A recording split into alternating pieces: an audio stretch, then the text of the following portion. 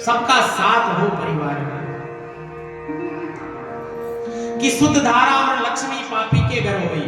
ये तो पापियों के पास भी मिलेंगी महाराज, पर माता पिता की सेवा ये भाग्य से नहीं, ये सौभाग्य से प्राप्त होती है।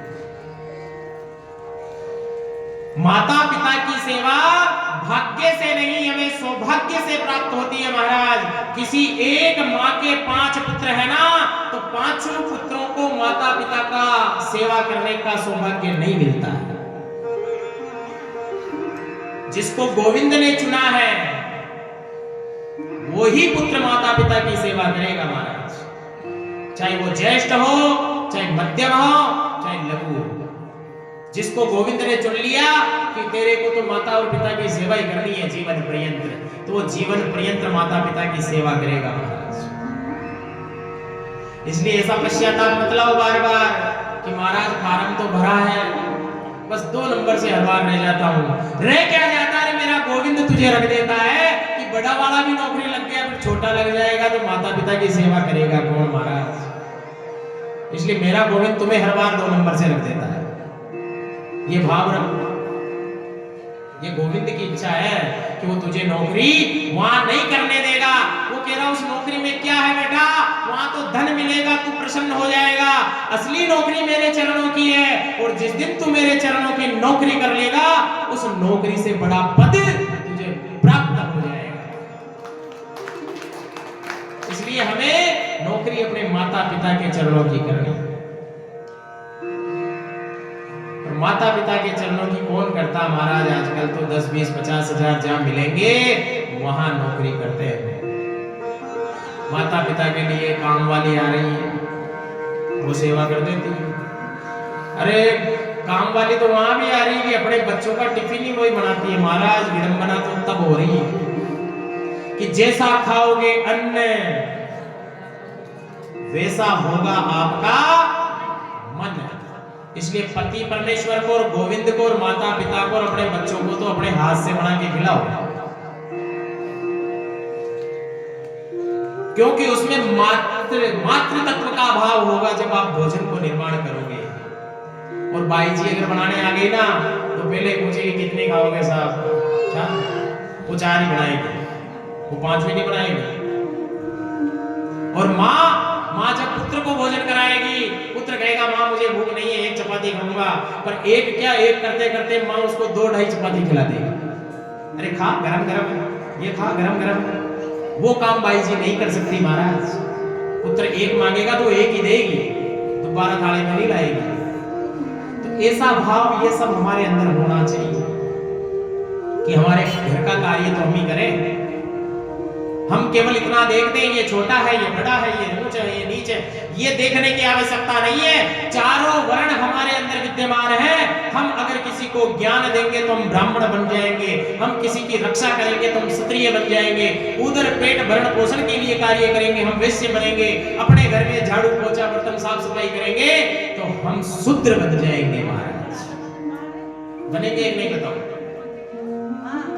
भाई। किसी को ज्ञान दे दिया, कोई रास्ता भटक गया महाराज, पुष्कर जाना है, अब वो गणपति नगर के अंदर आ गया, पुष्कर जाना है, कोई माता मिल गई भाई इधर से बाहर निकलते पुष्कर रोड से पुष्कर निकल जाओ, तो अपन ने उसको अच्छा मार्ग दिया ना, तो हम उसके गुरु हो गए, ज्ञान दिया अपन ने उसको। 2 गाय आपस में लड़ रही है, हमने देख लिया तो दृष्टि से पाप लगेगा जब तक हम उनके समीप नहीं जाएंगे। लगेगा कि नहीं? भीष्म पितामह को क्यों लगा पाप? हजारों बाणों की सैया पे सोया हुआ है और प्राण नहीं निकल रहे महाराज, क्योंकि उसने देखा नहीं तो क्या सुना तो था। उसने देखा नहीं तो क्या उसने सुना तो था कि द्रौपदी का चीरहरण हो रहा है। वो चाहता तो नहीं होता, इसलिए उसे हजारों बाण लगे। पर ये ज्ञान हमें तब मिलेगा कि रामचरितमानस तो है महाराज घर में, कि क्या करते हो कि 2 अगरबत्ती रोज लगा देते हैं, सुबह 2 शाम को लगा देते हैं, 1 गुलाब का पुष्प चढ़ा देते हैं महाराज, पर खोल के कभी पन्ने को देखा नहीं कि अंदर क्या है। तो फिर ज्ञान आने वाला नहीं है। रामचरितमानस एक ऐसा ग्रंथ है जो हमें जीना सिखाता है। कि हमें जिंदगी को कैसे जीना है। जिसने रामायण पढ़ ली ना, उसका चरित्र, उसका जीवन सफल हो गया महाराज। तो इसलिए प्रत्येक घर में रामचरितमानस की स्थापना करो। अरे मैं ये नहीं कहता कि पूरी पढ़ो उसको, नहीं, जितना आपका मन करे, एक पन्ना, दो पन्ना, एक दोहा, दो दोहा, जितना आपका मन करे उतना पढ़ो। अरे अपने घर की रामचरितमानस है, अपने घर के राघवेंद्र सरकार है, अपने घर के बालाजी है, सब अपने घर के, पढ़ने वाले भी घर के हैं। 1 महीने में नहीं, 2 महीने में नहीं, 6 महीने में पूरी होगी रामायण। होगी तो कभी ना कभी तो पूरी होगी, 1 साल में पूरी हो जाएगी। 1 पन्ना रोज पढ़ो रामायण का। और पढ़ते नहीं है महाराज। कलयुग में जब से यंत्र आ गया है, भगवान से दूरियां हो गई, परिवार से दूरियां हो गई, माता और पिता से भी दूरियां हो गई। घर में 4 सदस्य बैठे हैं तो पता ही नहीं चलता कि 4 है भी नहीं है अंदर। कोई बोलता ही नहीं है एक दूसरे से, सब अपना अपना यंत्र लेके बैठ जाते हैं। किसने क्या भेजा, किसने क्या भेजा, उसका उसको भेज दो, किसी को कोई पता नहीं। और जब ये नहीं आया था ना, तो परिवार एकत्रित था, एक जगह बैठता था, ज्ञान की बातें होती थी, हरी चर्चा होती थी, माता पिता के सानिध्य में बैठते थे, अच्छा बुरा भला हर प्रकार की शिक्षा हमको प्राप्त होती थी। पर अब नहीं होती है माता। इसलिए गोविंद कहता है कि संसार में 94 प्रकार का सुख है। कितने प्रकार का? वो सब मैंने आपको दे दिया। ये संसार के जीव को 94 प्रकार का सुख भगवान ने दिया है। यानी 94 वस्तुएं हैं जो भगवान ने हमें प्रदान कर दी, पर 6 वस्तु ऐसी है जो गोविंद के पास है। हम कितना भी धन दें, नहीं आ सकती अपने पास। चाहे हम धन के बराबर उसको तोल दें, फिर भी अपने पास नहीं है। बताओ क्या है 6 वस्तु? 6 वस्तु वो है, लाभ हानि। गिनो आप। लाभ हानि, जीवन मरण, यश और अपयश, ये 6 चीजें हैं। लाभ, किसी को धन से तोलो, आपको लाभ होगा क्या? नहीं होगा। गोविंद चाहेगा तभी लाभ होगा, बाबा श्याम चाहेंगे तभी लाभ होगा, अन्यथा नहीं होगा। बाबा चाहेंगे तो लाभ होगा, और बाबा चाहे तो हानि भी होगी। ये सब बाबा के हाथ में है, लाभ और हानि। जीवन और मरण, किसी का जन्म होना है वो निश्चित है, होगा, और जो जन्मा है उसकी मृत्यु होगी, वो भी निश्चित है। ये भी बाबा के हाथ में, ये अपने हाथ में नहीं है। और यश और अपयश, यानी मान सम्मान पद प्रतिष्ठा, ये सब गोविंद के हाथ है। बाबा चाहे तो हमारे को मान सम्मान दिलाएगा, पद प्रतिष्ठा की हमें प्राप्ति होगी, और गोविंद चाहे तो हमें अपयश की प्राप्ति हो जाएगी। सब इसकी कृपा से होता है। इसलिए 6 वस्तु केवल भगवान के पास है। भगवान ने भी सोच समझ के रखी है 6 वस्तु अपने पास। अगर कलयुग चल रहा, भगवान विचार किया कि कलयुग में अगर ये 6 और दे दूंगा उनको, तो फिर तो आदमी को समझेगा ही नहीं। और अभी नहीं समझ रहा है, बाद में तो क्या समझेगा। किसी को मारने की अनुमति हमें नहीं है, ना हम मार सकते ना आप मार सकते। पर अभी तो कलयुग चल रहा महाराज, सरेआम ही मार देते हैं, मारते हैं कलयुग। तो इसलिए नारायण ये कहना चाह रहे हैं कि विप्रधेनु सुर संतहिता लीन मनुज अवतार, निज इच्छा निर्मित तनु माया गुण गोपाल। विप्र, विप्र यानी होता ब्राह्मण। विप्र धेनु, धेनु यानी होती है गाय। कि विप्र धेनु सुर संत हित, संत महात्मा ज्ञानी पुरुष, इन सबकी रक्षा के लिए भगवान नारायण का अवतार लेना पड़ता है। इन सबकी रक्षा के लिए भगवान को समय समय पर अवतार लेना पड़ता है। कि ब्राह्मण, गाय, देवी देवता और संत के लिए भगवान को अवतार लेना पड़ रहा है इस श्लोक में। इसलिए अच्छे कर्म करो, और अपनी करनी अच्छी करो, क्योंकि कर्म ही प्रधान है कि सकल पदार्थ है जग माही, और कर्महीन नर पावत नाही।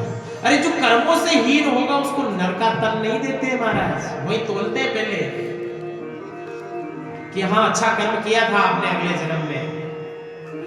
जिस प्रकार इस कलयुग में अगर कोई किरायादार किराए से रहता है तो मकान मालिक एडवांस लेता महीने 2 महीने का, लेता कि नहीं बता दो ईमानदारी से, क्यों लेता है? भाई तू रात को भाग जाए मैं खाली कर तो 2 महीने का पहले दे, फिर भाग भी जाओ तो कोई फर्क नहीं, कोई लाइट तोड़ दे, नल तोड़ दे, बिजली का कोई नुकसान हो जाए तो उसके लिए भी एडवांस रखते हैं हमारे पास। उसी प्रकार गोविंद हमारे पुण्यों को पहले एडवांस रखता है, अपने पुण्य वहां एडवांस में जमा है। जो अभी कर रहे हैं उसका अनुभव अभी नहीं होगा। जो अभी कर रहे हैं ना, हमने गाय को चारा डाल दिया, पशुओं की सेवा कर दी, हरि के दर्शन कर रहे हैं, खाटू श्याम जा रहे हैं, भंडारा लगा रहे हैं, माता पिता व्रत आश्रम में जाकर हम सेवा कर रहे हैं, पर उस पुण्यों की प्राप्ति अभी नहीं हुई है।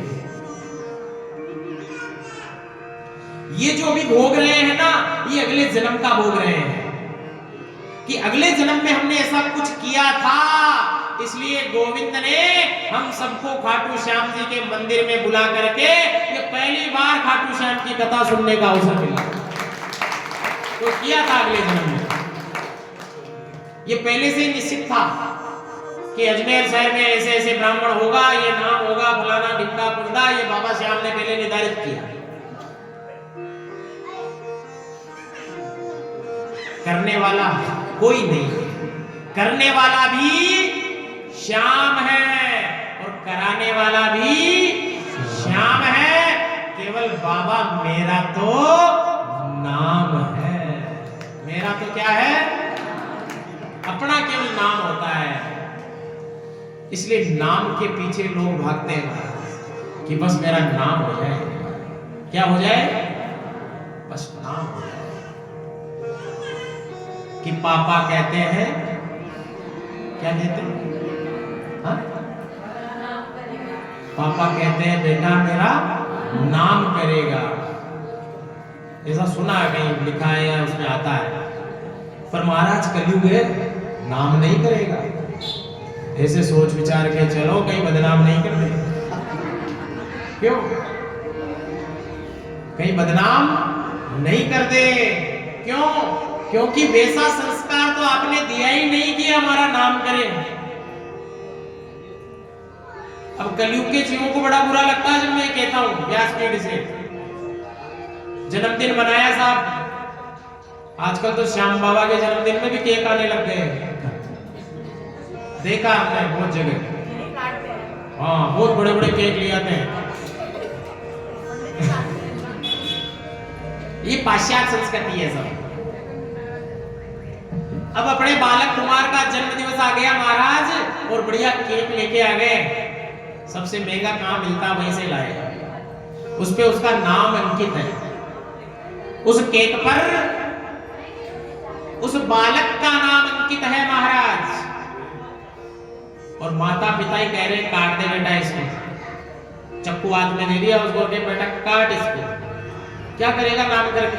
अभी से ही काट।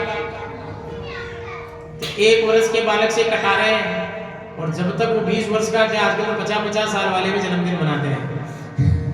क्यों? मनाना भी चाहिए, खुशी है तो वो जीवन भर नाम को काटने में लगा है साहब, कभी नाम को बढ़ाने की सोची नहीं है। पर शास्त्र कहता है कि जिस दिन अपना जन्म दिवस हो उस दिन हमको क्या करना चाहिए? उस दिन गोविंद नाम का सुमिरन करना चाहिए, गौ माता की सेवा करनी चाहिए। और अगर अपनी श्रद्धा है, घर में भी तो धमा चौकड़ी करते हो, डीजे लगा देते हो, नाचते हो, तो अगर अपनी श्रद्धा है तो बाबा श्याम के दरबार में बैठ करके उस दिन हरि कीर्तन करना चाहिए कि आज मेरा जन्मदिन है बाबा, और वो तेरी कृपा से है। अगर तेरी कृपा नहीं होती तो ये जन्मदिन में मनाता भी नहीं। अब बताओ, जन्मदिन तिथि से मनाते हो या तारीख से? जोर से बोलो। हाँ, तारीख से। अब एक बालक का जन्म 29 फरवरी को हो गया महाराज। जय जय श्री राधे श्याम। अब एक बालक का जन्म 29 फरवरी को हुआ महाराज। अब आप अपनी बुद्धि लगाना वहां पर, क्या अगले वर्ष वो बालक अपना जन्मदिन मनाएगा? क्यों नहीं मनाएगा? तो फिर आप तारीख के पीछे क्यों पड़े हो? किसी प्राणी का देवलोक गमन हो गया महाराज, तो श्राद्ध करोगे तो तारीख से करोगे, तिथि से? तो फिर तारीख के पीछे क्यों पड़े हो महाराज? इसलिए तारीख को छोड़ो और तिथि को पकड़ो। हम तो पकड़ाने ही आते हैं, पर कोई पकड़ता ही नहीं है महाराज। आज सुनेंगे, 2-3 दिन और सुन लेंगे, फिर आप आपके, हम हमारे। ये पाश्चात्य संस्कृति है, इसको अपनाने से कितनी हानि अपन को हो रही है ये अभी पता नहीं चलेगा। ये तो अगले जन्म का पुण्य है, इसलिए हम ठाट बाट से यहाँ रह रहे हैं। ये अगले जन्म का पुण्य है हमारा, पर इस जन्म में हम क्या करके जाएंगे वो आपको अगले जन्म में पता चलेगा कि गोविंद कौन सा जन्म दे रहा है हमारे। कहीं सुकर कुकर बना दे। कुकर किसको कहते हैं? स्वान को कहते हैं शास्त्र में। आजकल दाल भी कुकर पे बनती है, तो सुकर कुकर भी बना देगा भगवान। इसलिए अपनी करनी को सुधारो। और ये सुधरेगी कब? ये अपने घर से ही सुधरती है महाराज, कहीं बाहर जाकर सुधरने वाली नहीं है। स्कूल का नाम है संस्कार मॉडल पब्लिक स्कूल। क्या नाम है?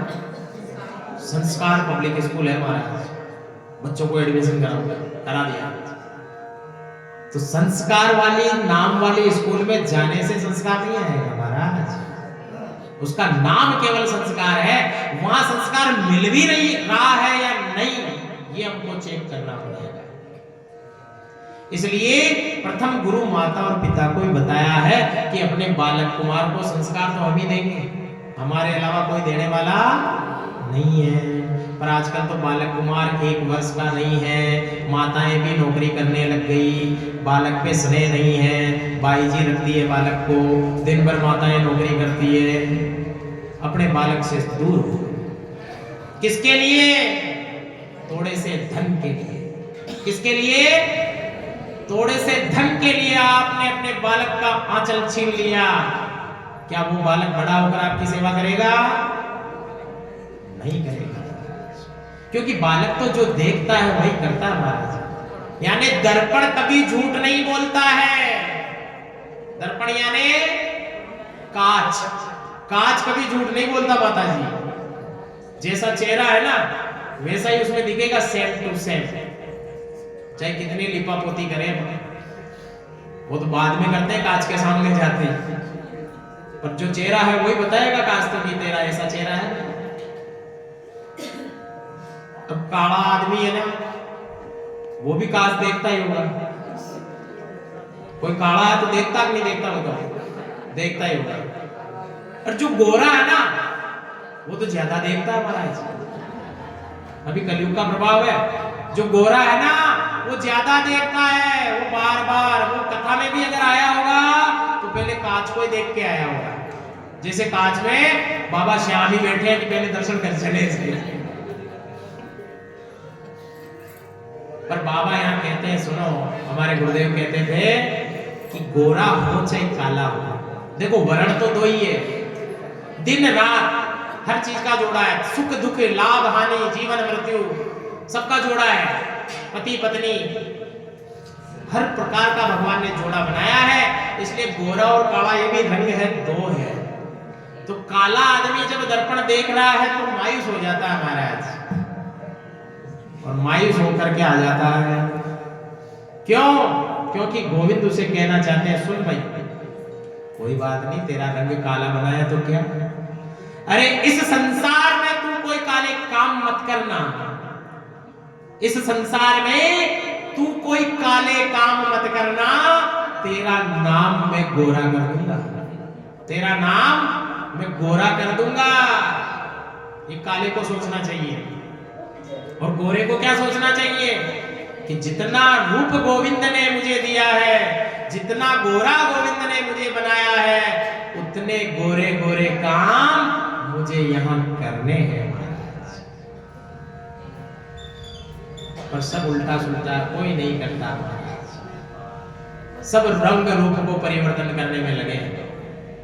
कोई क्या लगाता है, कोई क्या लगाता है, कोई क्या लगाता है, सब लगाओ महाराज, पर गोविंद ने जैसा रूप हमको दे दिया वो वैसा ही रहेगा, वैसा ही रहेगा।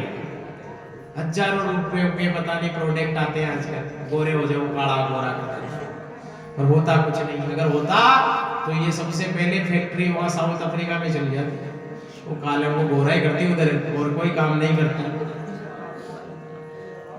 गोरा कैसे? अपनी आत्मा को गौर वर्ण बना लो, चाहे अपना रंग काला है पर अपनी अंतर आत्मा गौर वर्ण की होनी चाहिए, और वो होगी केवल श्याम नाम से, हरि के नाम से गौर वर्ण होगी महाराज। इसलिए हमें मायूस नहीं होना है। भगवान कहते हैं कि सुनो, कि जब हम पैदा हुए जग हंसे हम रोए, और ऐसी करनी कर चलो हम जाएं और जग, हम जाएं और, आजकल तो अपनों को ही नहीं रोते हैं।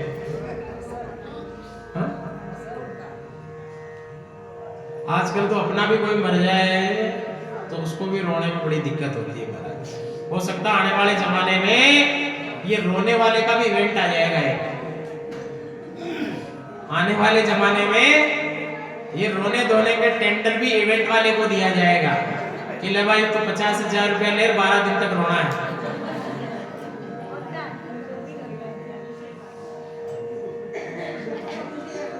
क्योंकि अगर किसी का सने किसी में होगा ना महाराज, तो चाहे वो 1000 कोस पर होगा, वो खबर सुनेगा ना तो वही अश्रुपात होने लग जाता उसको, कि नहीं ये तो मेरा साथी था, ये मेरी बुआ थी, ये मेरा मित्र था, ये मेरा वो था, ये मेरी वो थी।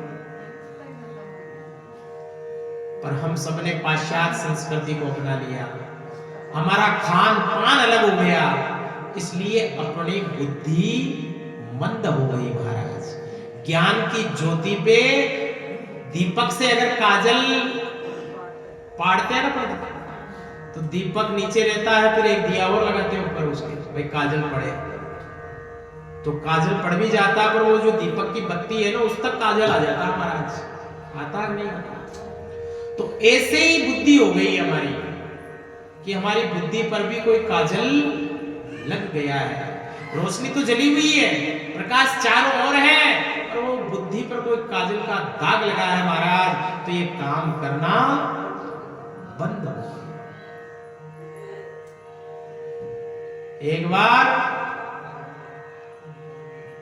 बाबा भोलेनाथ कैलाश के तुंग शिखर पर बैठे। कहां बैठे थे? कैलाश। और बाबा भोलेनाथ के गुरु कौन है? हाँ? जोर से बोलो ना। बाबा भोलेनाथ किसके नाम का उच्चारण करते हैं? श्री राम के नाम का उच्चारण करते हैं। और राम किसके नाम का उच्चारण करते हैं? भोले के नाम का उच्चारण। इसलिए दोनों में, जब बाबा भोलेनाथ कैलाश के तुंग शिखर पर बैठे हुए थे और मृत्यु लोक में किसी की मृत्यु हो गई, इस मृत्यु लोक में किसी की मृत्यु हो गई महाराज, 4 लोग लेकर जा रहे हैं और जोर जोर से कह रहे हैं क्या? राम नाम सत्य बोल रहे हैं, जा रहे हैं। कैलाश तक आवाज चली गई। बाबा सोच रहे ये क्या हो गया, ये क्यों चिल्ला रहे राम नाम सत्य, राम नाम? राम जी का नाम तो सत्य ही है। कौन कहता है सत्य है? राम का नाम तो सत्य, बिल्कुल सत्य है, पर ये चिल्ला क्यों रहे? मैं जाकर देखता हूं। बाबा भोलेनाथ आगे नीचे, और बाबा भोलेनाथ जैसे ही नीचे आए, देखा उन्होंने कि सब कर रहे राम नाम सत्य, तो बाबा भी लग गए उनमें, बोलो भाई राम नाम सत्य। बोला अपनी टीम के आदमी है तो हम भी राम का नाम लेते हैं, ये भी राम का नाम ले रहे हैं। अपनी टीम का आदमी मिल गया, चले गए। आगे गए तो बाबा ने क्या देखा कि ये तो जा रहे हैं सब शमशान में। बाबा कह रहे मेरे निवास स्थान पे कैसे जा रहे हैं? शमशानवासी है बाबा भी। चिता लगाई, बैठा दिया, उसको लेटा दिया आदमी को जिसको साथ लेके गए थे, और मुखाग्नि लग गई, आग लग गई, चिता जल रही है। अब जो जलाने जाते हैं ना महाराज, 10 20 50 100 आदमी जो होते हैं, माताएं तो जाती नहीं, आपको क्या पता, पुरुष लोग जाते हैं, वो अपना ग्रुप बना कर बैठ जाते हैं शमशान में। 5 यहाँ 7 वहां 10 वहां 20 वहां ऐसे बैठ गए। और जैसे वो ग्रुप बनाकर बैठे, बाबा सब देख रहे हैं, महादेव जी भी वही है, वो देख रहे हैं कि बैठ गए सब अपना अपना। बाबा ने सोचा मैं किसके साथ बैठूं भाई, बाबा तो अलग ही बैठ गए। और बाबा सबको देख रहे हैं कि जब इसको घर से लेकर आ रहे थे तब ये सब चिल्ला रहे थे कि राम नाम सत्य है, और जैसे इसको आग लगी और सब शांति से बैठे हैं और सब तेरी मेरी पंचायती कर रहे हैं। मिश्रा जी ने पूछा शर्मा जी से कि शर्मा जी तुम्हें कैसे पता चला कि बाबूजी चले गए? शर्मा जी ने कहा मिश्रा जी फोन तो रात को ही आ गया था, पर मेरा स्वास्थ्य भी तो ठीक नहीं रहता, और फिर मरने वाले के घर रात को हमें तो जगना पड़ता महाराज। किसी के कोई मर जाए रात को और उसके घर आ जाए तो वहां कोई अपने को गद्दा रजाई थोड़ी देखे कि तुम सो जाओगे, कि वहां तो जगना पड़ता है महाराज। इसलिए वो फिर मैंने पढ़ लिया कि सुबह 9 बजे अंतिम यात्रा है इनकी, तो 8:30 बजे आ गया था। आजकल सब सुविधा है, मोबाइल पढ़ लेते कितने बजे यात्रा जाएगी, उसी हिसाब से चल। तो दुख की घड़ी में तो रात में भी अपने वाले नहीं आते हैं, क्योंकि उनको पता है वहां जगना पड़ेगा, वहां जगना पड़ेगा, इसलिए नहीं आते। अब वो सब तेरी मेरी करने लगे। हद तो तब हो गई महाराज, तब वो 4 आदमी बैठ करके कहने लगे कि तुम्हें कैसे पता लगा? कि मुझे तो ऐसे पता लगा। तब तक दूसरा वाला बोल उठा, बोला कि बाबूजी को भी आज ही मरना था, आज तो सैटरडे ही है, क्या एक दिन और नहीं रुक सकते थे? संडे को मर जाते तो मेरी छुट्टी तो नहीं होती ऑफिस की। संडे को मरते तो मेरी छुट्टी तो नहीं होती कम से कम, मैं तो ऑफिस में कुछ बोल के भी नहीं है। तो ये संसार वाले लोग मुर्दा घर में जाकर भी संसार की ही बातें करते हैं महाराज। और हद तब हो जाती है कि वहां बैठ करके आजकल की बात है ये, कि वहां बैठकर लोग जलपान कर रहे हैं महाराज। माताजी क्या शमशान की भूमि में पानी पीते हैं? लोग वहां बोतलें बांट रहे हैं बिसलरी की। तेरे पास ही देखा क्या पैसा? पैसा हमारे पास भी है। अरे संत महात्माओं के पास कोई धन की कमी नहीं है। एक बेटी का ब्याह करता है 10 लाख रुपए लगा देता है ग्रस्त आदमी, और एक संत महात्मा भंडारा करता है। कुंभ में गए क्या? कुंभ में जब भंडारा लंगर लगता है ना, 60 करोड़ का तो पंडाल बनता है। एक पंडाल का 60 करोड़ रुपया, भी हमारे गुरुदेव का पंडाल लगा, दिव्य मुरारी बापू जी का 60 करोड़ रुपए का पंडाल, जिसमें हर प्रकार की सुविधा मिलेगी आपको, रहने से लेकर नित्य नैमित्तिक क्रम करने की। और जो उनका भगत है उनको रूम भी मिलेगा वहां पर। 16 एकड़ में बना है। जब संत महात्मा 60 करोड़ रुपया जन सेवा में लगा सकता है, तो संतों के पास भी धन की कोई कमी नहीं है। धन की कमी कहां है? जहां राम नाम नहीं है, और जहां राम जी का नाम है वहां धन की बरसात होती है महाराज। इसलिए धन के पीछे मत भागो, राम जी के नाम के पीछे भागो। कि हमने आज दिन भर में कितना नाम लिया राम जी का, हमने दिन भर में आज कितना नाम लिया राम जी का, ये सोचो, ये विचार करो, तब जाकर गति होगी, अन्यथा गति नहीं होगी। अब ये महादेव जी वहां खड़े हैं शमशान भूमि में, देख रहे हैं कलयुग के आदमी को कि कैसा आदमी है, इतनी देर राम नाम सत्य कर रहा था, अभी तेरी मेरी करने लगा। वो लोग सब चले गए भाई वहां से, महादेव जी अकेले रह गए। और जैसे ही अकेले रहे महादेव, चिता की भस्म ठंडी हुई, और उसी चिता की भस्म में मेरे बाबा लौटने लगे महादेव।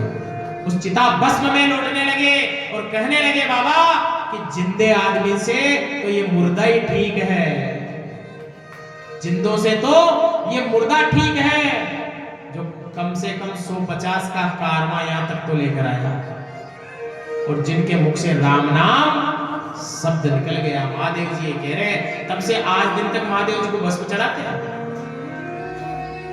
जितना जिंदा आदमी महादेव को प्रिय नहीं है उतना मरने के बाद प्रिय हो जाता है।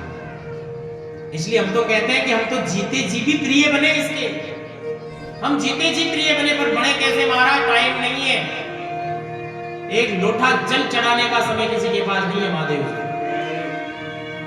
अगर कोई महादेव जी पर शहद चढ़ा गया ना तो वो साफ भी नहीं करके जाता महाराज, वो शहद शहद ही रह जाता है। दिन भर मक्खियां बिन बिन करेगी, पुजारी जी आएंगे साफ करेंगे। आप शहद चढ़ाओ, दूध चढ़ाओ, घी चढ़ाओ, मक्खन चढ़ाओ, धन चढ़ाओ, दौलत चढ़ाओ, मैं तो कहता हूँ गाड़ी चढ़ाओ महादेव जी के पास लाके 4 व्हीलर, कि मैं भी थार में घूमता हूँ बाबा, तुम भी घुमा करो। क्यों? देने वाला दातार है, इसके पास कोई कमी नहीं है। पर करे क्या प्राणी, कुछ नहीं करता भगवान के लिए, किसी के पास समय नहीं है। और जिनके पास भगवान के लिए समय नहीं है, और जिस दिन हम जाएंगे यहाँ से तो भगवान को भी इतना समय नहीं है कि वो अपना इंतजार करेगा कि फलाना आदमी आ रहा भाई वहां से। भगवान को भी समय नहीं है, इसलिए कलयुग आ गया। और कलयुग में आप देख रहे हो कितनी अकाल मृत्यु हो रही है, कोई कैसे मर रहा है, कहीं अग्निकांड हो गया, कहीं क्या हो गया, कहीं क्या हो रहा है। ये इसलिए हो रहा है क्योंकि गोविंद नाम से सब विमुख, सब अपना अपना भरना जान रहे हैं, परोपकार कोई करना चाहता नहीं है। जितना कमाते हैं ना महाराज उतने पे सारे पे अपराधिकार नहीं है। अगर गोविंद की कृपा से आज 1000 रुपए में मिले तो उस 1000 रुपए पर अपराधिकार नहीं, क्योंकि भगवान ने दिया सबके लिए। पर हमको मिल गया तो हम क्या सोचते हैं 1000 दे दिया आज तो ठाकुर जी ने, बड़े आनंद हो गए अभी। नहीं, कम से कम 10वां हिस्सा दान में लगाओ। 100 रुपए का गाय को चारा डालो, 100 रुपए का कबूतरों को अन्न डालो कम से कम। कोई गरीब है, सहाय है तो उसकी सहायता करो। कोई विद्या अध्ययन करना चाहता है उसको विद्या का दान दो।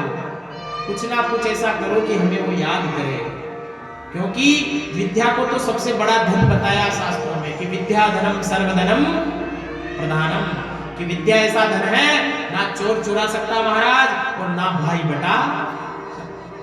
इसलिए हम सबको, हमारे बालक कुमार को क्या करना है, विद्या का दान देना है, उनको विद्या ग्रहण करानी है। अच्छा वो पढ़े, अच्छा उसमें संस्कार हो कि आगे चल करके वो हमारी भी सेवा करे और साथ में गोविंद की भी सेवा करे।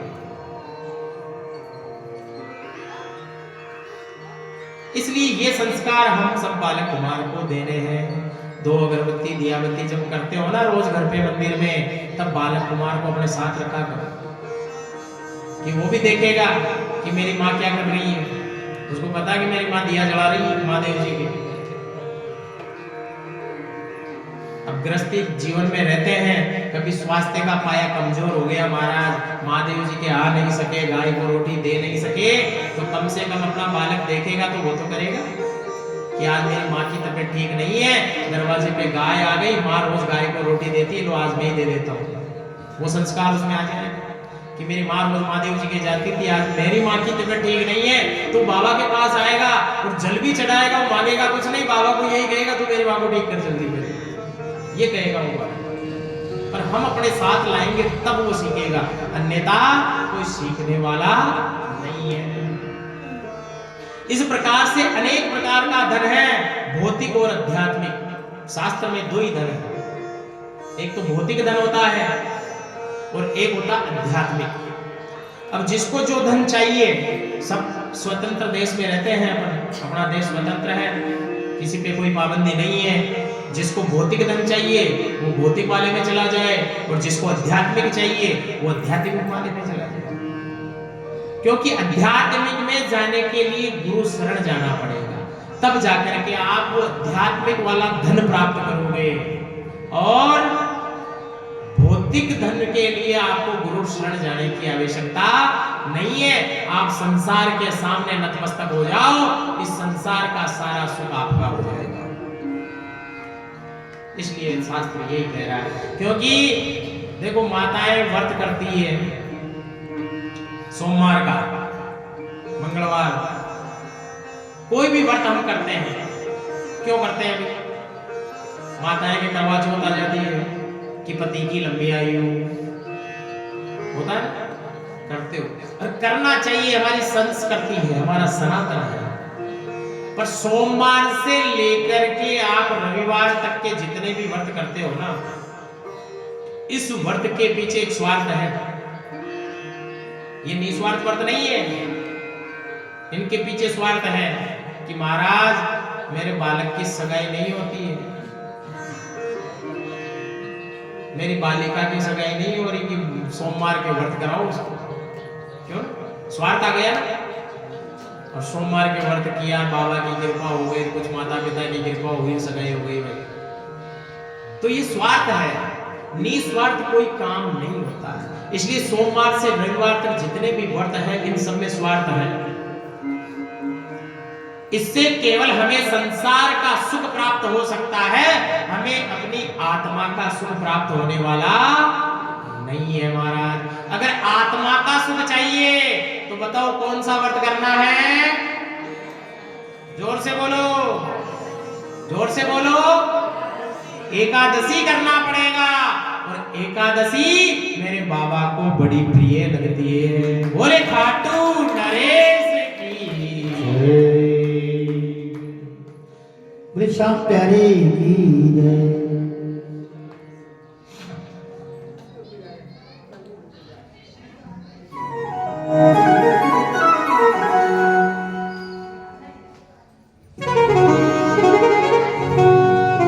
करते हो तुम कन्हैया, मेरा नाम